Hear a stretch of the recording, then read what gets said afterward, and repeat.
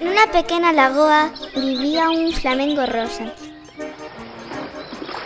Un día soleado escoita unha voz moi doce que lle di: "Me das un pouco de teu almorzo?"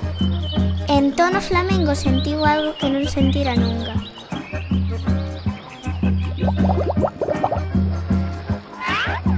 E foi a pedir consello aos animais. O primeiro foi ao golfiño. Ola, que te trai por aquí? E o flamengo lle di ao oído: É que non sei que me pasa, estou raro e veño a pedirche consello. Entón o meu consello é facerlle un baile acuático e así namorarlle. Moitas gracias polo consello. Seguiu nadando e tamén foi pedir consello ao cisne, que lle dixo: Regálalle un ramo de flores mariñas. E o flamengo díxolle: Moitas grazas polo consello. E seguiu nadando. Foi tamén a pedir consello ao coello, que lle dixo: Dalle unha cesta de cenorias e deixará de namorar.